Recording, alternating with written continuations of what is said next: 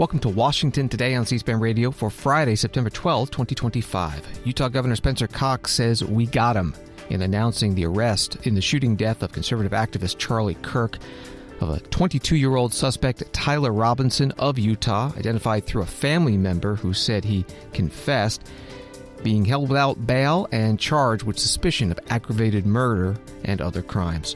Governor Cox says one of the messages engraved on the suspect's unfired bullet casings was, "Hey, fascist, catch." The governor also commenting about hatred and violence in the U.S., saying social media is a cancer on our society right now. President Donald Trump says he will send the National Guard to Memphis, Tennessee, the next city he's targeting with federal resources, he says, to reduce crime. Former White House Press Secretary Karine Pierre gives a closed-door deposition with the U.S. House Oversight Committee in its investigation of former President Joe Biden's mental fitness while in office. President Trump this week signed an executive order targeting pharmaceutical drug TV ads. We'll talk about it with the Hill's healthcare reporter Nathaniel Weixel.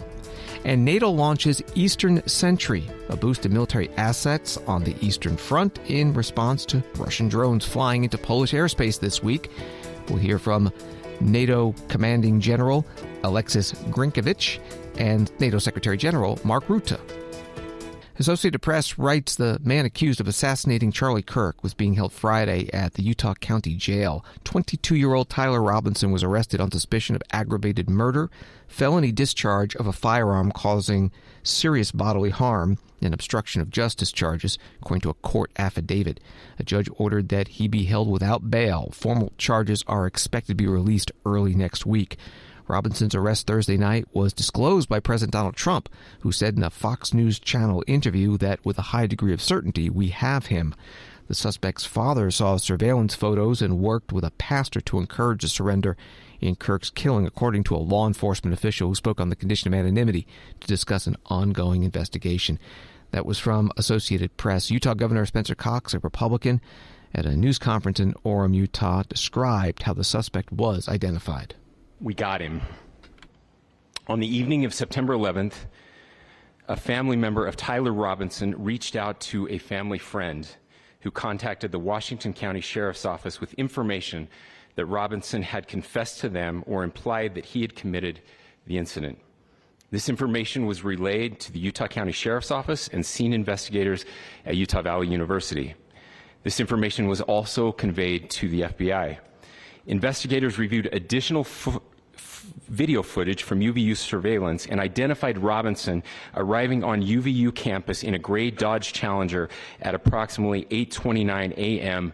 on September 10th, in which he is observed on video in a plain maroon t-shirt, light-colored shorts, a black hat with a white logo, and light-colored shoes.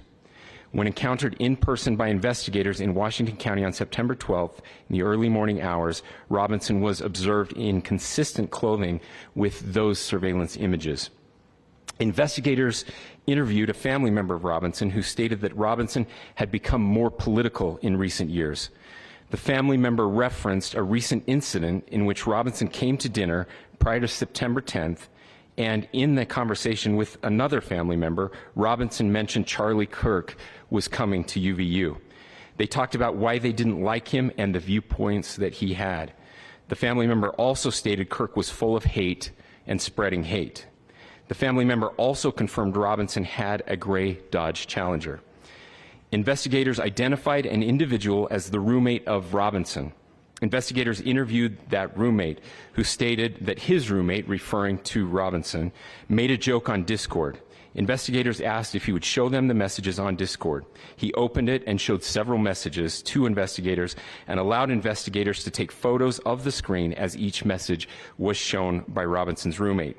These photos consisted of various messages, including content of messages between the phone contact named Tyler with an emoji icon and Robinson's roommate's device. The content of these messages included messages affiliated with the contact Tyler, stating a need to retrieve a rifle from a drop point, leaving the rifle in a bush, messages related to visually watching the area where a rifle was left, and a message referring to having left the rifle wrapped in a towel. The messages also refer to engraving bullets and a mention of a scope and the rifle being unique. Messages from the contact, Tyler, also mentioned that he had changed outfits. Governor Spencer Cox, Republican of Utah, at a news conference today in Orem, Utah. He also said the suspect is not a student at Utah Valley University, where Charlie Kirk was shot and killed, and that authorities believe the suspect acted alone. Governor Cox went on to read the inscriptions engraved on those unfired bullet casings that he mentioned. One was, "Hey Fascist, Catch," with an up arrow symbol, right arrow symbol, and 3 down arrow symbols. Another one read, "O Bella, Chow Bella, Chow Bella, Chow Chow Chow." And the third read, "If you read this, you are gay, LMAO." The FBI Director Kash Patel was also at today's news conference in Utah. This is what happens when you let good cops be cops. The FBI and our partners are proud to stand here today together to bring justice to the family of Charlie Kirk and honor his memory.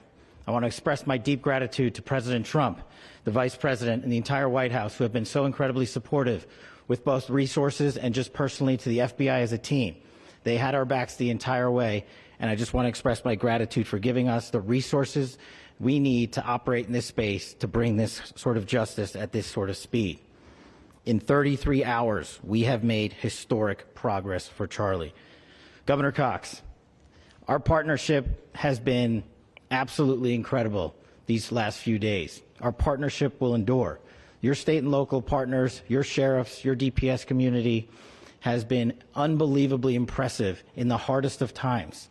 And a case like this cannot be solved, cannot be brought without partnering with your state and local authorities. The FBI has a certain role to play, and we will play that role, and we will lead out for the federal government. But Governor Cox, we are so grateful for your state partnership that led out on this investigation. FBI Director Kash Patel at today's news conference in Orem, Utah. He ended his remarks with, "To my friend Charlie Kirk, rest now, brother. We have the watch, and we'll see you in Valhalla." There's a story from Newsweek. A new poll shows a sharp partisan divide over reactions to political violence, with Democrats more likely than Republicans to say it is acceptable to celebrate the death of a public figure. A YouGov poll conducted on September 11th among 2,623 adults found that 11% of Democrats said it is always or usually acceptable to celebrate the death of a public figure they oppose, compared to 6% of Republicans. Meanwhile, 71% of Democrats and 89% of Republicans said it is usually or always unacceptable. That was from Newsweek. At today's news conference in Utah, Governor Spencer Cox was asked whether this was a watershed moment for the United States. I absolutely believe that this is a watershed in American history, yes. The question is, what kind of watershed? And that chapter remains to be written. Is this the end of a dark chapter in our history, or the beginning of a darker chapter in our history? Look, I mean, if you look at true political assassinations in this country of someone of this stature, this feels a lot like the late 60s. And having one so gruesomely displayed on camera in all of our hands and in all of our pockets. We are not wired as human beings biologically, historically. We have not evolved in a way that we are capable of processing those types of violent imagery. And by the way, we've seen another one with a gruesome stabbing very recently that went viral. This is not good for us. It is not good to consume. Social media is a cancer on our society right now. And I would encourage people to log off, turn off, touch grass, hug a family member, go out and do good in your community. That is happening, and it's happening organically right now. I had a friend in a small city in Utah who said, we're getting together, the Republicans and Democrats in my little town are getting together to have a discussion last night, just to find a way to find their better angels. So yes, this could be, I mean, again, you have to go back to JFK to have seen a video live of something like this happening.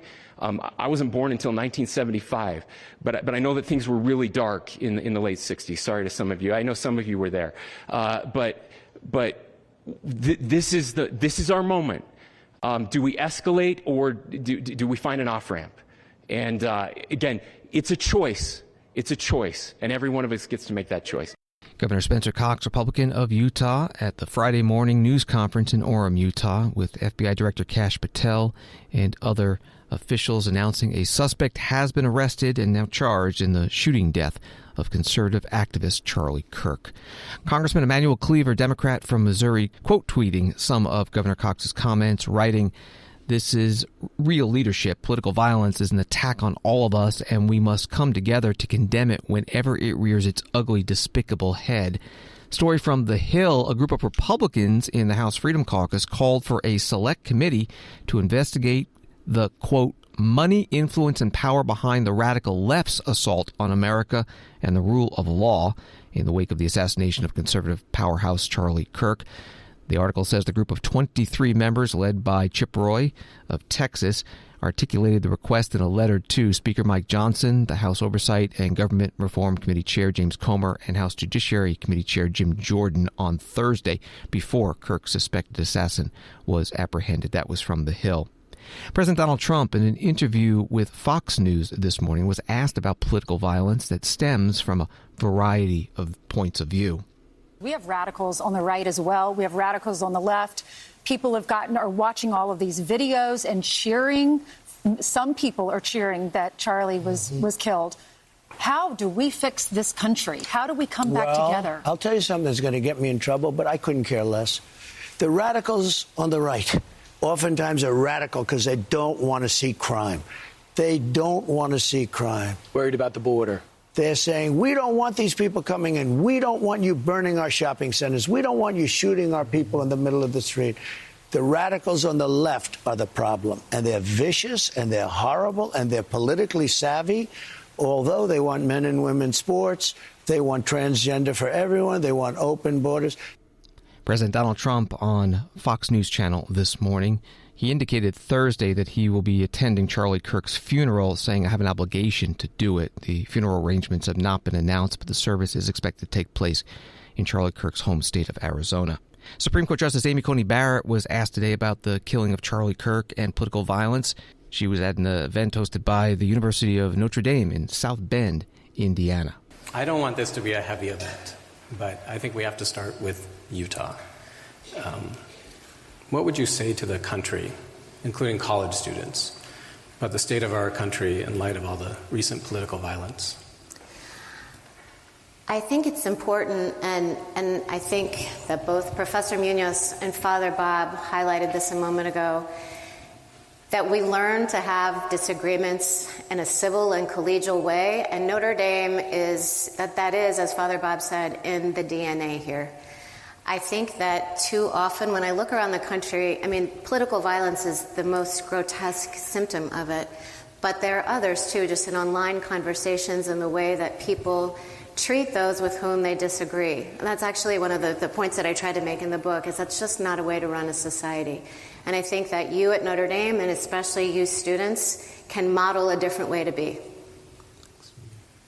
Do you worry about your own safety? Do you give up your freedom to be a Supreme Court justice? Yes, you do give up your freedom, more than I realized when I said yes to this. I'm in very good hands, so I feel safe. But we do have round-the-clock security, and so I don't have the same freedom of movement. I wanted to go running around the lakes today, but wasn't allowed to do that. Supreme Court Justice Amy Coney Barrett at Notre Dame University in Indiana. She graduated from the Notre Dame Law School and then taught at that law school before being nominated to the Supreme Court. She's been on a book tour. The book is titled Listening to the Law, Reflections on the Court and Constitution. This is Washington Today. Returning to President Donald Trump this morning on Fox News, he announced that Memphis, Tennessee will be the next city that will see a surge of federal law enforcement and National Guard troops with the stated goal of fighting crime. CNN writing about it. In Memphis, a blue city in a state that is governed by a Republican, Trump is likely to find state officials that are more receptive to his efforts to mobilize the National Guard and other resources. The city had the highest violent crime rate last year among U.S. cities, with population over 250,000, according to a CNN review of FBI data. That was from CNN. Here's President Trump. We're going to Memphis. Memphis is that's the next city. Deeply troubled. And the mayor is happy. He's a Democrat mayor. The mayor is happy.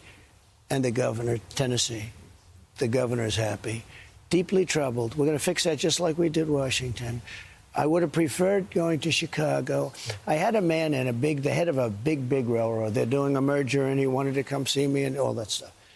And I asked him, because, it's one of the largest train companies, maybe the largest, so you can figure out who it is. Okay, Union Pacific. And he was in my office, and he started off 45 years ago with the railroad. It's such a great story. Sir, I'm a railroader. That's the kind of guy that should ride it, as opposed to a Wall Street guy that destroys the railroad, but he's good financially. Right? And he was a very impressive guy. And I said, so what do you think? Where should we go next as a city? Because we're going to go 1, 2, 3, and then we'll do a few at a time. But we're going to straighten out the crime in these cities. He said, sir, Memphis would be good because he's on the board of FedEx. He said, when I walk 1 block to my hotel, they won't allow me to do it. They put me in an armored vehicle with bulletproof glass to take me 1 block. He said, it's so terrible. I said, let me ask you a question. So we're going to Memphis. I'm just announcing that now, and we'll straighten that out. National Guard? The National Guard and anybody else we need. And by the way, we'll bring in the military, too, if we need it. President Donald Trump on Fox News Friday morning. Washington Post writing about this. The move follows similar National Guard deployments to Los Angeles and Washington, D.C., part of what Trump has said is a necessary federal intervention in those cities to crack down on violent crime and ramp up deportations of undocumented immigration. The deployment to Memphis will be the first time Trump has mobilized the National Guard to a state he won in November. That was from the Washington Post. Lee Harris, the Democratic mayor of Shelby County, Tennessee, which includes the city of Memphis. Now, Memphis itself has its own separate mayor. Lee Harris quote tweeted President Trump on Fox, adding, Mr. President, no one here is happy. We're not happy you're militarizing Tennessee communities, not happy to see the obliteration of America's most important norms, not happy at all with occupation, armored vehicles, semi-automatic weapons, and military personnel in fatigues. Lee Harris was interviewed on Thursday on WREG-TV in Memphis about the then rumors, now fact. We know that the City Council, County Commission have a right to ask for the National Guard to be deployed. That hasn't happened. So no reason to bring them. We know the governor also has a right to bring the National Guard to town. And so we're asking the governor to reconsider or to think about other ways he can help support Memphis and Shelby County. He recently announced the Tennessee Highway Patrol would be helping to police the streets. I think those kinds of things are appropriate. Mm-hmm. We also need help from federal partners, the FBI and the DEA and the ATF. But to have individuals with military fatigue, semi-automatic weapons, and armored vehicles patrolling our streets is way too far. It's anti-democratic and it's anti-American. That's what I do want to ask you about. I know you went on social media a little bit earlier today, kind of questioning whether or not democracy is being threatened, not only nationwide, but right here in this city. Is it? Absolutely, I think it is. I think we're on the brink of something that is going to change all of our appreciation for freedoms. The way you can take away democratic liberties is to make sure that people don't have a way to protest, and the way you do that is to patrol the city with military personnel. The other way is you stifle the military in such a way that the military begins to comply even when the orders are unlawful. And we just saw that with respect to the Venezuelan shooting, where Donald Trump ordered the military personnel to just fire on people that had, that would have a normal expectation that they would be arrested for low-level drug smuggling. So zero crime is great. We all want zero crime. But America is about freedom and democracy, and we're going in the wrong direction. Lee Harris is the mayor of Shelby County, Tennessee, which includes the city of Memphis, speaking on WREG-TV in Memphis on Thursday about the possibility of the National Guard being sent there. There were rumors at the time. President Donald Trump confirmed it today. He will be sending federal resources to fight crime to Memphis. And Tennessee Governor Bill Lee, a Republican, putting out a statement. For months, I have been in constant communication with the Trump administration to develop a multi-phase strategic plan to combat crime in Memphis, leveraging the full extent of both federal and state resources. The next phase will include a comprehensive mission with the Tennessee National Guard, Federal Bureau of Investigation, Tennessee Highway Patrol, Memphis Police Department, and other law enforcement agencies, and we are working closely with the Trump administration to determine the most effective role for each of these agencies to best serve Memphians. And Congressman Steve Cohen, a Democrat from Tennessee, whose district includes Memphis, with this statement: Memphis is not a troubled city, as President Trump has said. We have a crime problem. We do have problems that may be endemic, but they are the result of centuries of racial discrimination, including slavery, that separated families without educational opportunities. Even after they were freed, they faced Jim Crow discrimination in the South. These are the historical facts. What Memphis needs is consistent federal investment in police protection with additional permanent patrols and community policing to establish relationships. That was part of the statement from Congressman Steve Cohen, Democrat of Tennessee. From the National News Desk, Biden-era White House Press Secretary Karine Jean-Pierre is on Capitol Hill on Friday for a closed-door meeting led by the House Oversight Committee as part of an ongoing investigation into allegations that Biden White House officials covered up former President Joe Biden's deteriorating health.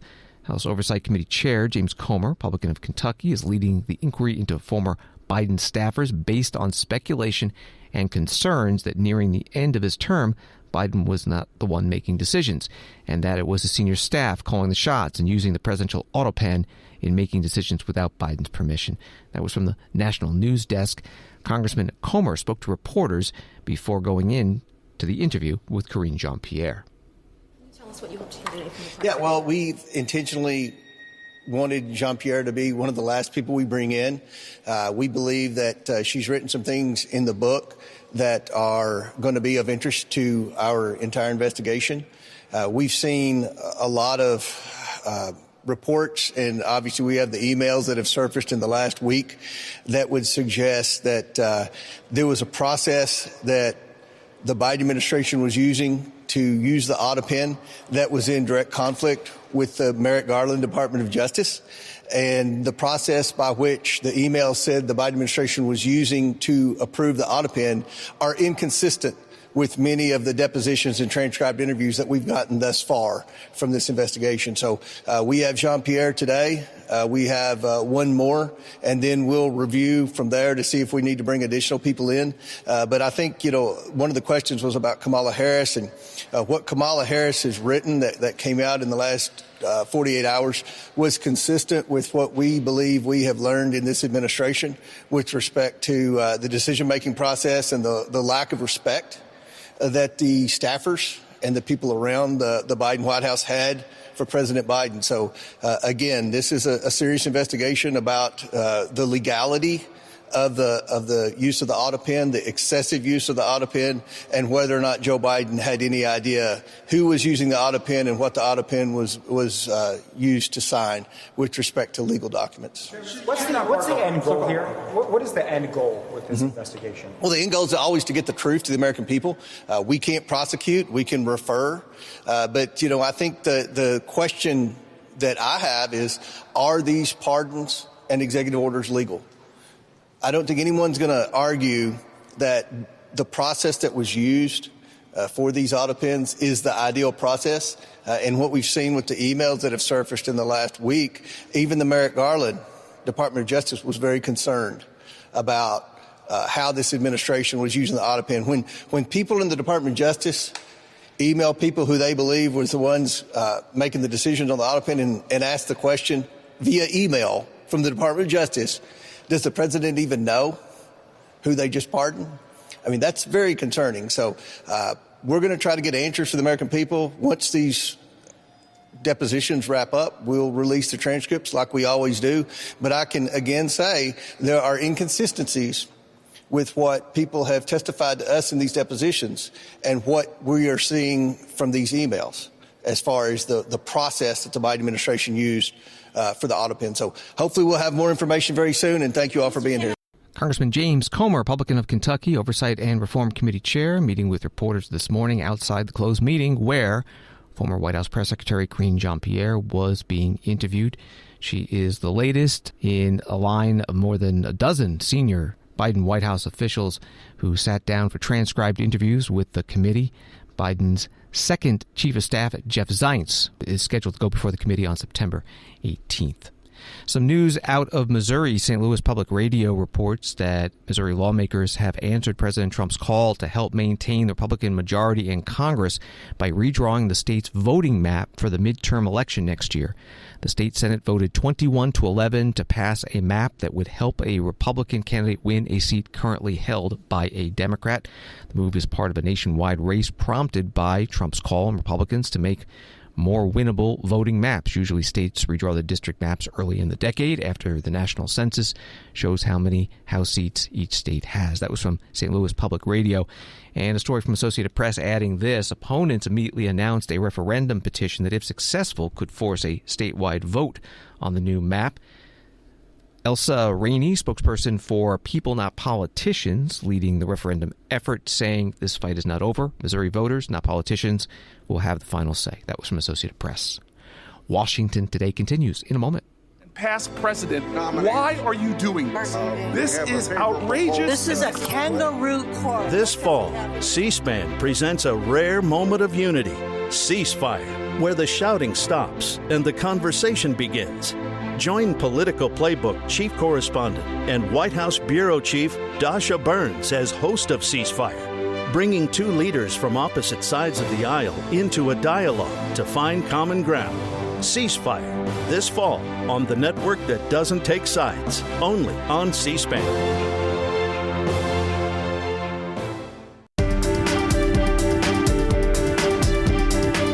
Welcome back to Washington Today, available as a podcast on the free C-SPAN Now mobile app and wherever you get your podcasts.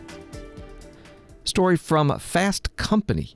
U.S. Treasury Secretary Scott Bessent will travel to Madrid this weekend for negotiations with his Chinese counterparts over tariffs and national security issues related to the ownership of social media platform TikTok. Bessent is slated to meet the Chinese vice premier in Madrid to discuss national security and economic issues, a Treasury news release states.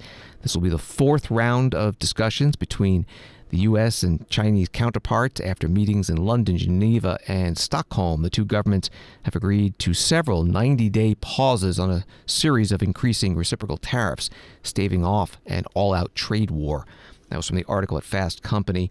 Michael Froman is a former United States trade representative in the Obama administration. Today, he was at the Brookings Institution in Washington talking about U.S.-China trade. So if you had an opportunity to lay out the underlying issues that you think we should prioritize in our conversations with China, what would be sort of your short list? Look, the Chinese know this is nothing new here. I mean, the World Bank has talked to them for years about it. The U.S. government has, others.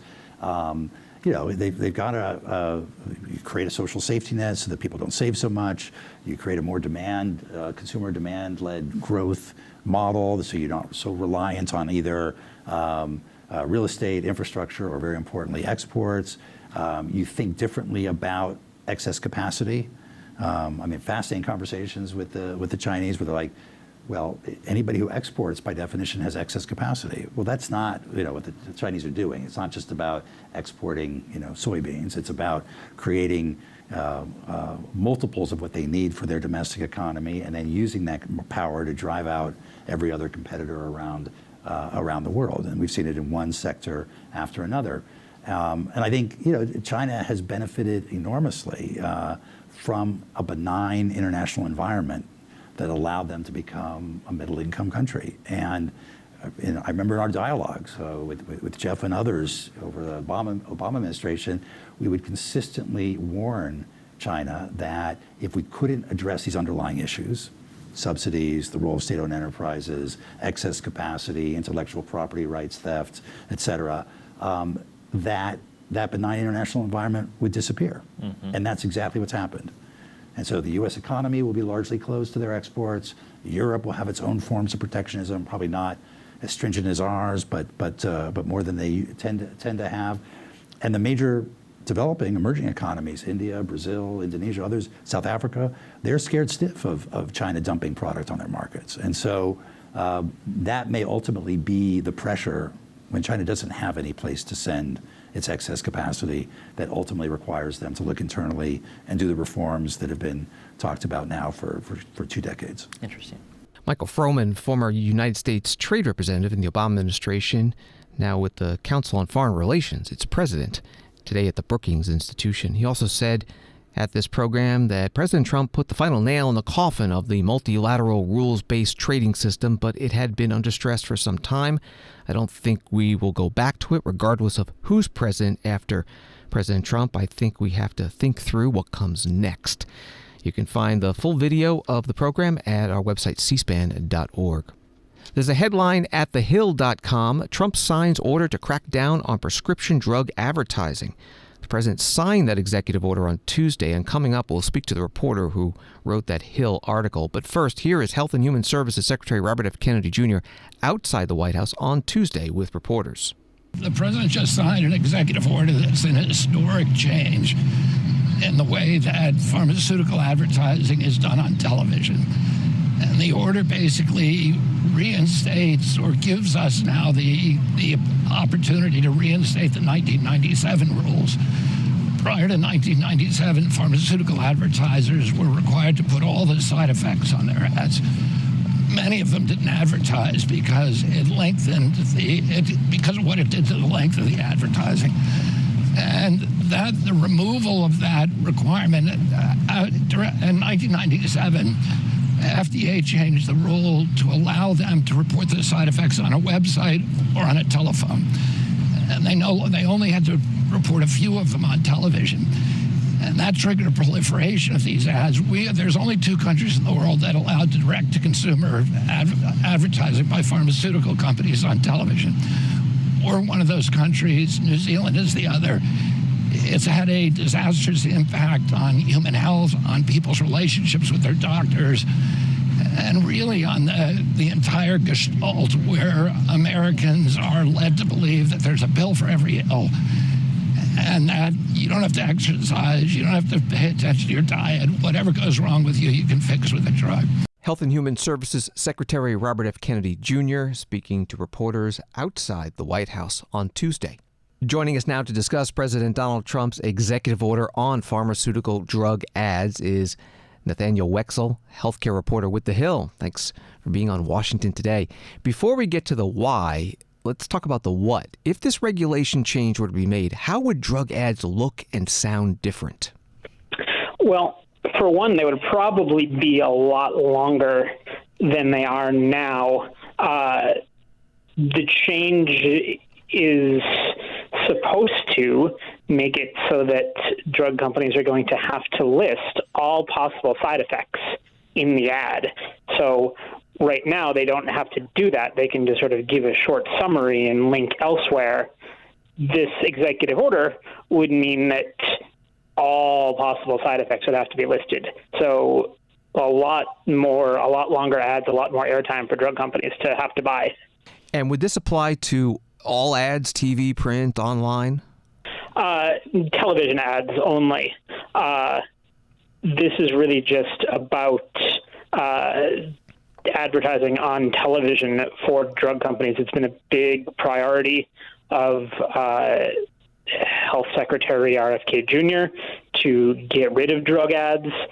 This isn't going to get rid of them, but it's going to, in theory, make it more expensive, harder for them to operate. You write that the executive order instructs the Health and Human Services Secretary to ensure transparency and accuracy in direct-to-consumer advertising, including by requiring greater disclosure of side effects. But as you said, Secretary Kennedy has been an opponent of these ads. So why take this step as opposed to banning the ads? That's probably an easy First Amendment challenge for industry. Not to say that they're not going to sue and try to challenge these rules, but just it's probably outside of the power of the executive branch to outright do that. Congress could do it. If there were a bill that would pass both chambers to ban them completely, that would probably be something Congress could do, but it seems like administration officials have made it clear that this is just sort of outside the scope of their power. So they're going to make it harder for the ads. They're trying to make it maybe more expensive for drug companies to advertise, but they can't ban it outright. Anybody who's watched TV has seen these ads. They're on all the time. So there's a lot of money at stake for the drug companies and for the media organizations that run the ads. What has been their reaction? I'd say caution right now. Nobody has come outright and said, we oppose this, we're going to sue, we're going to come after you on this. Everyone is just sort of waiting to see what the regulations will look like, how it might play out in practice. There's probably a strong possibility of legal action, but nobody's threatening it yet. This was, it's just an announcement so far. There's going to be a regulation at some point, hasn't been published yet. So I think everyone is sort of holding their fire in waiting to see how it will turn out. Again, things are just sort of in the early stages. I think a lot of companies and trade groups are just waiting to see. Secretary Kennedy mentioned that the rules were changed in 1997, and since then, there have been a lot more ads. How big of a change has it been since the 25 years? Yeah, I mean, pre-1997, there were a lot fewer ads on TV. I don't know offhand what the numbers looked like, but pre-1997, before these rules changed, companies had to list all of the side effects, sort of what they want to do now. So it was really hard to put all that in a 30-second TV slot. So as we've seen now, you sort of get a quick rundown in a quiet voice talking very, very quickly of some of the side effects. But before this rule change, all of that had to be out in the open in the ad. So it was more expensive for them, the ads were longer, and it just made it so that there were just a lot fewer ads. And according to Kennedy, they've become much more deceptive because we don't have all of the information. So as they say, this is sort of a return to transparency. We're talking with Nathaniel Weixel, healthcare reporter with The Hill. Secretary Kennedy also released the same day as this executive order was signed, the Make America Healthy Again Commission report dealing with children. Was this included in that, or was this separate? This was part of it. They alluded to, I mean, one of the biggest criticisms of the report is that it was sort of lacking in policy specifics. There wasn't a lot of, we are proposing new regulations. It mentioned the idea of prescription drug advertising without going into a whole lot of detail. So this is sort of the follow-up to that. It is the most concrete example we have seen so far of any sort of follow-up to the report. But yeah, they mentioned something about prescription drug advertising in the report, and here we have some details of a policy. President Trump originally was scheduled to sign this executive order on camera on Tuesday, and that never happened. Have you heard whether the cancellation has anything to do with the subject matter, or it's possibly there's another reason that he did it off camera? Yeah, I haven't heard anything. I don't know that anything has sort of been announced. I mean, President Trump has been championing drug price transparency, going after the prescription drug industry for lack of information on prices, for advertising. It's not just an RFK Jr. thing. So I would be surprised if it had anything to do with the subject matter. I mean, Trump has talked a lot about trying to crack down on the drug industry. But yeah, I mean, the event didn't happen, and the memo was posted online after the fact. So it happened. We don't know why. And finally, what is the process now, the timeline? You said that the regulation has not been published, but what happens then? And can the public comment? Does Congress get involved? What happens? Well, Congress isn't necessarily going to get involved. If this is going to be an FDA-driven regulation, the executive order just sort of calls on health agencies to make policy. So FDA has sent out some warning letters to companies. We don't know which companies they sent them out to. They haven't told us yet. They haven't publicly posted them yet, but FDA has sent out warning letters to companies that said we're going to be cracking down on what we say are misleading drug ads. And they've warned these companies not to continue what they say is deceptive advertising.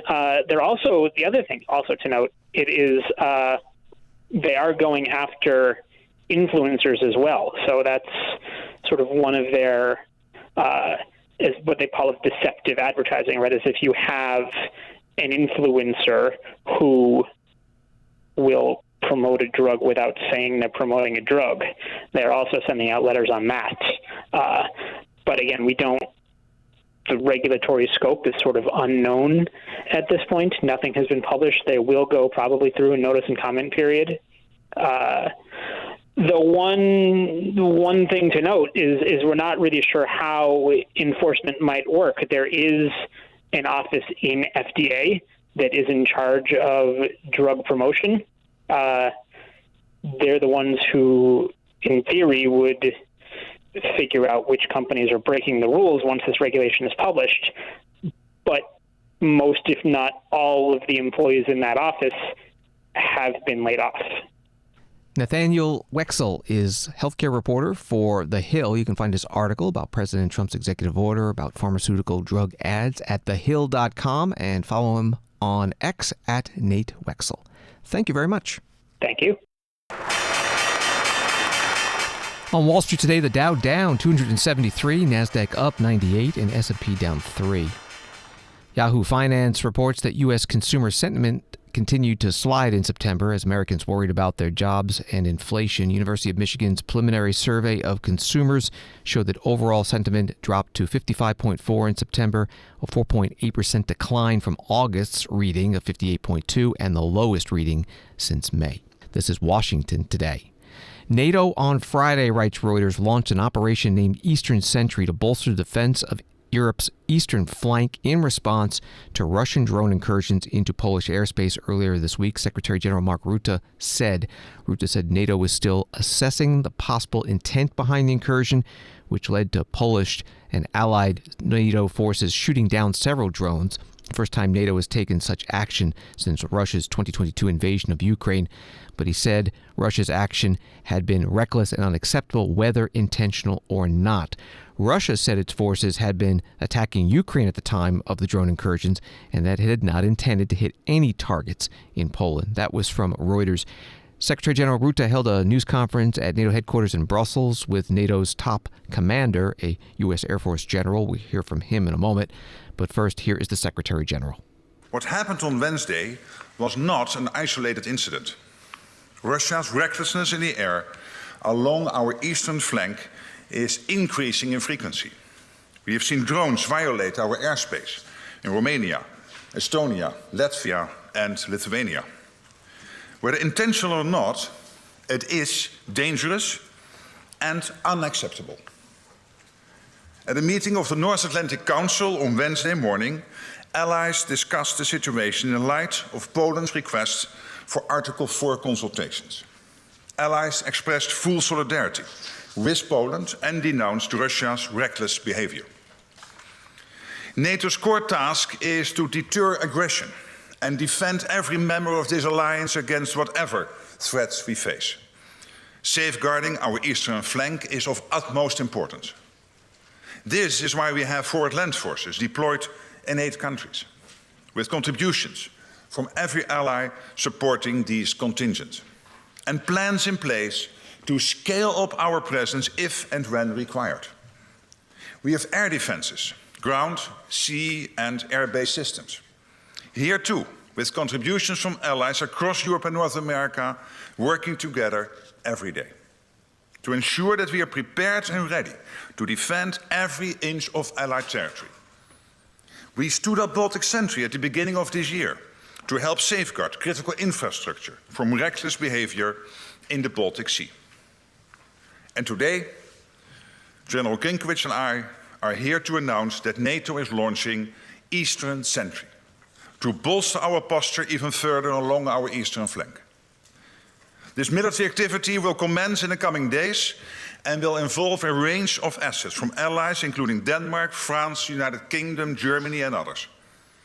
In addition to more traditional military capabilities, this effort will also feature elements designed to address the particular challenges associated with the use of drones. Eastern Sentry will add flexibility and strength to our posture and make clear that, as a defensive alliance, we are always ready to defend. NATO Secretary General Mark Rutte at a news conference in Brussels, and joining him, U.S. Air Force General Alexus Grynkevich, Supreme Allied Commander Europe. And a reporter asked them about President Trump's reaction to the Russian drones flying over Poland. Thank you. Andrew Gray from Reuters. Question for the Secretary General. Do you consider the response from the United States, particularly from the President, sufficient so far when he said, "What's with Russia violating Poland's airspace with drones? Here we go." And have you spoken to President Trump about this? If so, what was the content of the message? If not, why have you not spoken to him? And for the Supreme Allied Commander, can you tell us whether any US military assets were involved in the response to this incident? And if not, why not? And can you also give us more details of this new activity, the size, the scale of the operation? Thank you. To your first question, I think the American reaction was very clear by the American president, also by the ambassador here. It's absolutely clear that we all stand together on this. America's commitment to NATO is ironclad in every sense, there's no doubt. So I was very happy with the American reaction, and I'm not disclosing every phone call, every discussion I have. But you have seen in the press reported a phone call by the Polish president to Donald Trump, the American president. I spoke also with the Polish president. I think that was a very good phone call, clearly building also on the excellent relationship the two have been building last week during the visit of the new Polish president to the White House. So I'm absolutely satisfied on that front. As far as U.S. military assets, I'm right here, and I'm involved. The United States commitment to the integrated military structure of the alliance remains. For kinetic assets the other day, there were not any. This is a function of the rotation of forces that we have to our different missions around the alliance, and simply a matter of scheduling more than anything else. As we look forward to your question on more details on the size and scope, Eastern Sentry, as I envision it, is going to cover the entire eastern flank of the alliance, from the high north to the Black Sea and the Mediterranean, anywhere that we might see a threat from the Russians. And modeling on Baltic Sentry, which is a highly successful operation in the Baltic Sea, we have been able, through our presence and through adapting the level of forces that we have at any particular time based on how we assess the threat picture, to prevent any attacks on undersea infrastructure in the Baltic Sea since we started that operation. The same logic of this vigilance activity will apply, in that across the eastern flank we'll constantly adjust and change our posture in a manner that keeps the adversary off guard, but also responds to specific threats as we see them emerging. General Alexus Grynkevich, Supreme Allied Commander Europe, standing beside NATO Secretary General Mark Rutte at a news conference at NATO headquarters in Brussels, Belgium. The United Nations Security Council met today in New York City to discuss the Russian drone incursions into Polish airspace at the request of Security Council members Slovenia, Denmark, Greece, France, and Great Britain. Vasily Nebenzia, Russia's ambassador to the UN, said that Russian drones did not enter Polish airspace. You'll hear him through an interpreter. On the 10th of September, that evening, the Russian armed forces carried out long-range, land-based, sea-based, and air-based high-precision weapon strikes, as well as drone strikes targeting military-industrial facilities on the territory of Ukraine, where there was manufacturing and maintenance facilities for armored and aviation equipment of the UAF, as well as engines and electronic parts for this. There were no targets marked on Polish territory. The maximum range of the drones used in this strike did not exceed 700 kilometers, which makes it physically impossible for them to have reached Polish territory. despite the obvious baselessness of the allegations levied against us. In order to provide for comprehensive and objective elucidation of what took place, the Ministry of Defense of the Russian Federation expressed a willingness to engage in professional dialogue and consultations with the Ministry of Defense of Poland. The Russian Foreign Ministry, in turn, also stands ready to engage in this work if the Polish side indeed is interested in reducing tensions rather than fomenting tensions.